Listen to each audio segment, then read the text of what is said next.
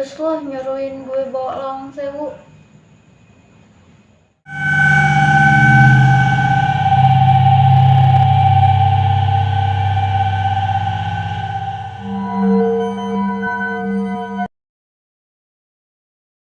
Hi guys, and welcome back to Story Lala, so start my channel. Oke guys, di video kali ini gue ditemenin sama si Yasmin. Kita lanjut ya cerita dari Lawang Sewu yang menyimpan berjuta cerita-cerita mistis. Tetapi di balik cerita mistis itu, para tokoh yang ada di Semarang berjuang untuk membenahi Lawang Sewu, terus direnovasi supaya aura-aura mistis yang ada di Lawang Sewu itu sedikit memudar sehingga tidak memberi ketakutan pada orang-orang atau masyarakat pengunjung untuk datang ke Lawang Sewu. Nanti kan kalau misalnya aura-aura mistis itu sangat kuat, pekat, terus juga nggak tenang, malah ganggu masyarakat atau turis yang berkunjung ke Lawang Sewu. Jadi Lawang Sewu itu dibuat oleh arsitek yang namanya Kosman. Dia memilih bahan material yang sangat kokoh, tetapi di balik itu, ya bagaimanapun bahan material yang sangat kokoh, tapi kalau usianya itu udah berapa tahun atau berapa abad berdirinya, pasti dilakukan renovasi tertentu, karena tidak semua bangunan material itu bisa berdiri dengan kokoh dengan kurun waktu yang sangat cukup lama gitu kan. Tetapi dengan adanya renovasi itu, masyarakat juga sangat kecewa. Karena kenapa? Mereka bilang keaslian dari gedung Lawang Sewu itu sudah memudar. Tetapi kalau tidak dilakukan renovasi, gedung Lawang Sewu juga tidak akan berdiri sampai sekarang. Gitu. Nanti aset negara lama-kelamaan runtuh dong jadi tanah. Jadi apalagi yang mau kita ceritain sama anak cucu kita nanti gitu kan. Jadi Lawang Sewu dalam bahasa Belandanya kalian bisa baca di sini, karena gue tuh yang namanya Inggris-Inggrisan tuh muter otak sama lidah gue guys. Terus kalau bahasa Jawanya, bahasa Sanskerta, itu Lawang Sewu artinya 1000 pintu, dan Lawang Sewu juga memiliki banyak cerita-cerita mistis yang mencekam. Karena kenapa? Karena Lawang Sewu itu lama sudah tidak beroperasi dan sekarang dilakukan pembangunan dan jadi sebuah museum. Bayangin aja guys, Indonesia merdeka 1945. Di 1945 itu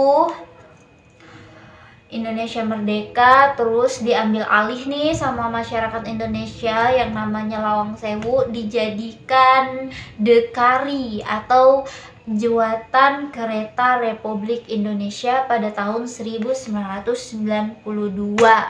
Dijadikan cagar budaya guys. Nah gitu. Tapi sebelum itu kita cerita dulu di mana Lawang Sewu ini terbentuk gitu. Nah Lawang Sewu tadi sudah gue jelaskan, dia itu terbentuknya Lawang Sewu itu adalah kehadiran yang namanya negara Belanda. Di sejarah IPS waktu gue masih SD ya, gue sudah belajar sejarah guys waktu dulu. Jadi gue tuh seneng banget nih yang namanya kolonialisme, penjajahan. Gue seneng banget baca-baca hal yang kayak gitu. Jadi imajinasi gue tuh tinggi guys. Jadi serasa gue tuh ada di mana zaman Indonesia tuh lagi dijajah gitu kan. Betapa sedih dan betapa mencekamnya, betapa menderitanya pada saat itu ya. Sekarang Indonesia udah merdeka, sudah jaya, beberapa kali ganti presiden, dan terus berkembang. Makan udah nggak susah lagi gitu kan. Anak zaman sekarang mana mau makan ubi rebus guys, pisang rebus aja kagak mau gitu kan. Ya begitulah ya, taraf ekonomi semakin hari semakin berganti tahun. Borobudur aja yang seplastik kecil guys, dulu kan Borobudur itu 500 gede ya kemasannya. Kalau sekarang harganya udah 2000 guys. Nggak percaya, pergi lu ke warung sekarang, tanyain harga Borobudur tuh berapa. Pasti harganya 2000, kalau nggak 1000. Ya, permen kis aja nih contoh kecilnya. Dulu 1000 dapat 6, 2000 dapat 12. Kalau sekarang 2000 dapat 6, 1000 dapat 3. Kurang-kurang lagi 1000 dapat 2, 500 dapat 1 gitu. Makin gila aja zaman sekarang guys. Uang 500 perak sama 1000 perak itu udah kagak bisa lagi nih mama ngatur pengeluaran jajan anaknya. Anak SD aja jajan sehari 20.000 guys, paling banyak itu. Kalau kita dulu mah SD kelas 1 dikasih duit 2.000 udah jajan kenyang gitu kan. Oke, udah ya, kita lanjut lagi ya. Nah, jadi Lawang Sewu itu dibentuk ketika Belanda memasuki Indonesia dan mereka tertarik untuk datang ke Indonesia itu karena rempah-rempah guys. Indonesia itu kaya akan rempah-rempah yang seperti gue bilang tadi ya, salah satunya adalah lada. Datang ke Indonesia dengan baik-baik guys. Pada zaman itu tuh semuanya itu dipimpin dengan kerajaan-kerajaan. Nah gitu guys. Jadi Indonesia tuh adanya tuh kerajaan-kerajaan dan pulaunya itu tuh belum ada namanya. Kalau sekarang kan ada yang namanya Pulau Sumatera, ada yang namanya Borneo Island, itu Kalimantan, ada yang namanya Pulau Jawa, ada yang namanya Pulau Papua gitu kan. Kalau dulu tuh belum ada pembagiannya, masih Indonesia tuh dibilang Hindia Belanda, bukan Indonesia. Yang kasih nama Hindia Belanda itu adalah si orang Belanda tadi. Nah, dia datang ke Indonesia dengan baik-baik. Awalnya mereka tuh baik gitu kan, dan rakyat Hindia Belanda tuh terlalu baik guys. Dia menerima gitu kan, karena Belanda tuh menjanjikan sesuatu kehidupan yang enak. Karena orang-orang kita itu belum tahu cara cara mengendalikan sumber daya alam yang mereka miliki di tanah mereka sendiri gitu. Nah, jadi si Belanda itu pengen kalau Indonesia itu kayak maju gitu. Mereka tuh tahu gitu kan, ini fungsinya buat apa, ini bisa jadi apa, dan dijual tuh dapat uang banyak gitu. Tetapi keserakahan Belanda itu menjadikan rakyat Indonesia tuh tertindas guys.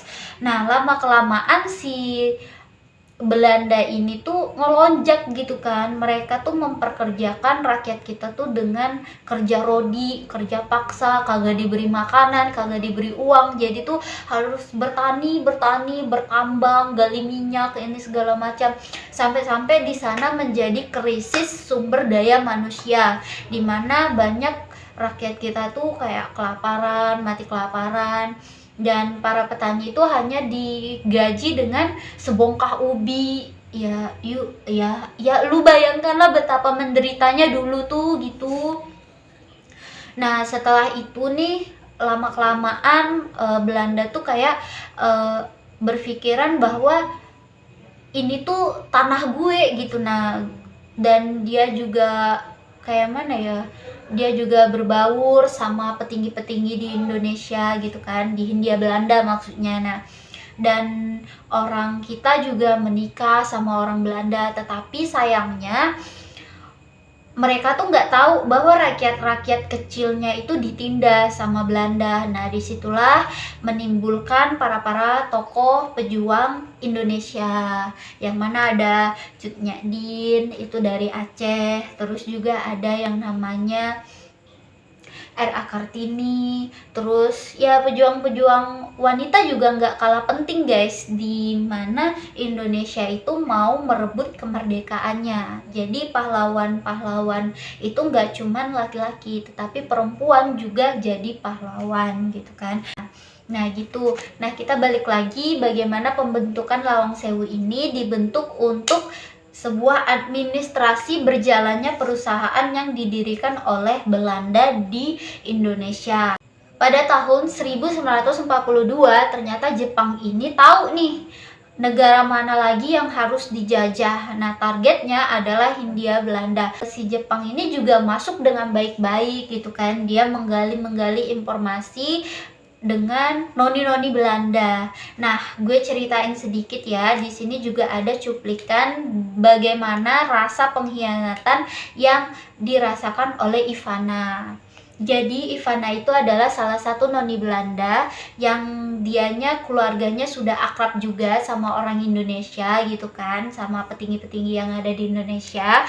Mereka tuh kayak bilang kalau Indonesia itu adalah rumah mereka nyaman di situ. Tetapi dengan adanya datang tentara Jepang ke Belanda dengan tujuan untuk membantu Belanda untuk mengelola Indonesia itu menjadi berkembang lagi gitu kan. Tetapi ternyata Jepang ini di dalam lubuk hatinya yang dalam, dia mendekati noni Belanda yang bernama Ivana ini untuk mencari informasi kelemahan yang dimiliki oleh keluarga Belanda tersebut.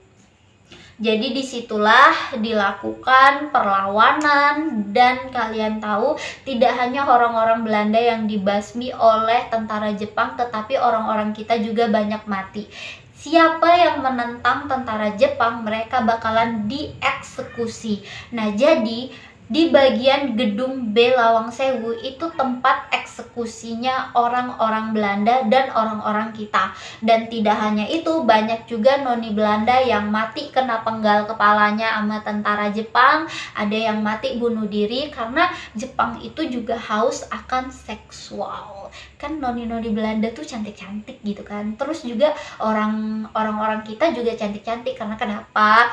Karena orang-orang kita juga menikah dengan orang-orang Belanda gitu. Pada tahun 1945, Belanda ambil alih nih, menyelinap ke gedung A. Banyak yang mati juga, serta pejuang pemuda Indonesia juga mati. Nah, di sini tuh 1945 itu ada yang namanya Perang Sekutu. Nah, kenapa dibilang Perang Sekutu?